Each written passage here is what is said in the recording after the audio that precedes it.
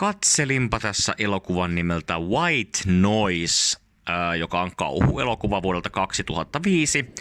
Pääosassa Michael Keaton, tunnetaan paremmin myös Batmanina tai sitten Birdmanina, riippuen siitä, minkälaisia elokuvia katsot. Olin nähnyt tämän elokuvan silloin suht tuoreeltaan, yhden kerran tosissaan aiemmin nähnyt, ehkä silloin 2006-2007 vuonna ehkä viimeksi nähnyt. Ja omat muistikuvat oli siinä, että kyseinen elokuva on hyvinkin pätevä kauhuelokuva ja toimii erittäin monellakin osa-alueella. Ja nyt tosissaan katsoin tämän uudestaan ja pitää ihan ensimmäisenä sanoa tosissaan teille kauhun ystäville, että sinänsä mikään puhdas kauhuelokuva ei ole kyseessä, vaan kyseessä on enemmänkin tämmönen yliluonnollinen thrilleri. Jännäri oikeastaan, niin kuin jos on jopa draaman kaartaan mukana, eli ei hirveästi säikyttelyjuttuja, luojan kiitos, vihaan niitä. Ei sen takia, että ne pelkäisi, vaan sen takia, että ne on kauhuelokuvassa liian halpoja tehokeinoja, ja varsinkin nykypäivänä niiden yliviljely on aivan kamalaa.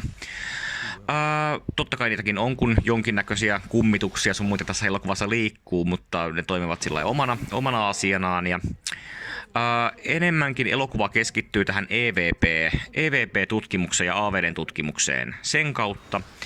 Eli näitä elektromagneettisia pulsseja, mitä on electronical voice phenomena. Eli ideana se, että kun pyöritellään lumisadetta televisiossa tai sitten tämmöisillä tietynlaisilla laitteilla skannataan FM-radiotaajuuksia, niin uskotaan sitten täällä yliluonnollisten tutkijoiden parissa, että henget tai jotkut muut vastaavat voivat sitten näiden äänitaajuuksien kautta kommunikoida elävien kanssa. Uskoo siihen tai ei, mutta tämä on siis ihan, että näitä ihmisiä siis todellakin on ihan tosissaan tätä asiaa tekemässä ihan oikeassakin elämässä.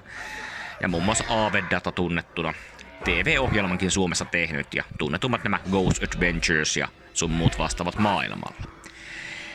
Saman tyylistä juttua tässä, mutta tässä ei sinänsä ole Aaveiden metsästäjiä, vaan tässä on Ian McNeesin esittämä tämmöinen oikeastaan niin kuin perusjätkä, perusjamppa, duunari.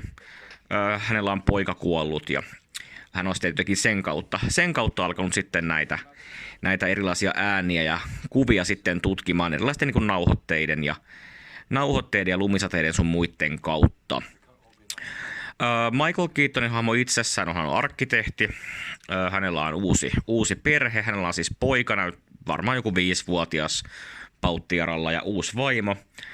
Uusi vaimo, eli siis pojan äidin kanssa ovat eronneet ja uusi vaimo on sitten tämmöinen kirjailija ja matkalla sitten kirjakustantajan luokse tai sieltä pois hän joutuu sitten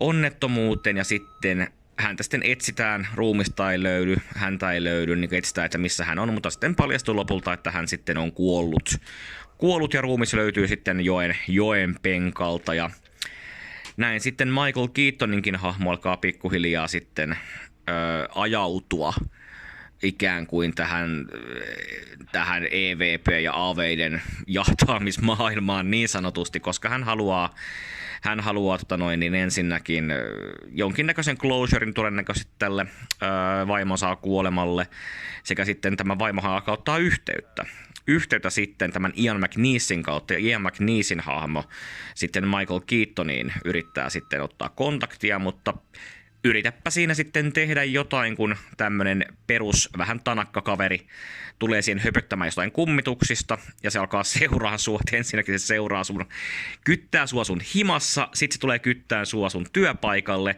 niin siinähän Keatoni sitten vähän suuttuu, ja no, sittenhän Ian McNeesin hahmo sitten pitää näyttää sitten Keatonin Mikolle, että mistä on homman nimi, ja pikkuhiljaahan sitten Keatonin Mikko alkaa uskoa ja tutkia myöskin sitten näitä ilmiöitä sitten enemmän, ja on sitten syvällä tässä asiassa.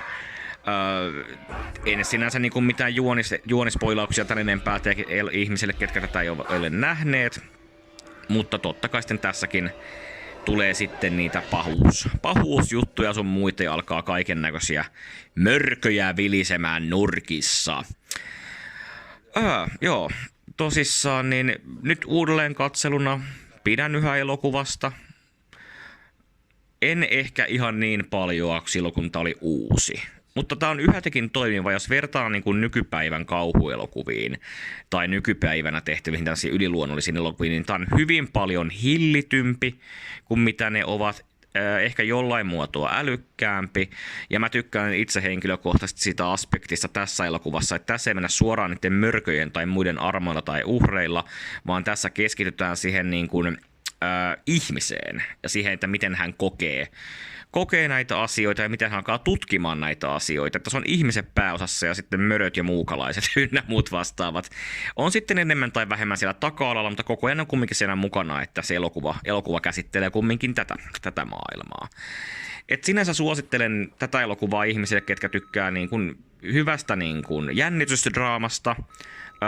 Ei häiritse yliluonnollinen aspekti, koska mä tiedän ihmisiä, ketkä ei halua tai ei tykkää katsoa yliluonnollisia NS-kummituselokuvia, että ne ei tee yhtään mitään, mutta jos tämmöinen uppoaa, niin kyllä tämä elokuva kannattaa ehdottomasti niin kuin katsastaa, että kyllä tämä semmoinen vahva 7 tai 7,5 mulle on yhätekin, että tämä toimii siis todella hyvin. Mun mielestä niin kuin paljon paremmin kuin jotkut tietyt nykyaikaiset kauhut tai muut vastaavat.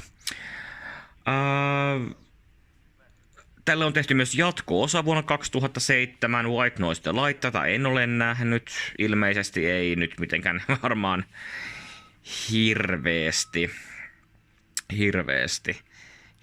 ei kuitenkaan ole mitään hehkutusta siihen liittyen, mutta ihan... No, ei siitä sitten sen enempää. Ja ilmeisesti White Noisehan oli aikoina, kun se julkistettiin, niin se oli aikamoinen myöskin, että sitä ei oletettu, että siitä tulee niin kuin tätä niin sanottua box office-menestystä. Mutta sitten se tuli kuitenkin, että ihmiset meni aika paljon teatteriin tälleen, että senkin takia varmaan toi jatko-osakin sitten tehtiin, mutta sehän ei tietääkseni menestynyt oikeastaan millään tavalla. Kyllä.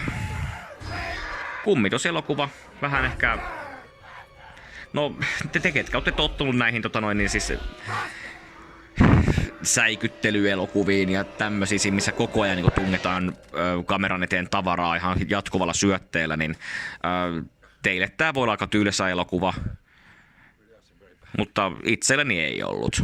Minä pidän tästä elokuvasta yhä. Ei tämä mikään mestariteos ole, mutta kyllä tämän mielellään katsoo sen 50 vuoden välein näköjään ainakin, että hyllyssä on Blu-rayna ja sinne se myöskin sitten jää. Hyvä. Ei mitään, menkää tutkimaan radioitanne, menkää tutkimaan televisioitanne, vaikka varmaan nykypäivänä lumisadetta vähän vaikeammin saa ainakin televisiolähetyksistä enää ulos näin digitalisaation aikana. Mutta putki televisiosta, siitä saa. Oh yeah.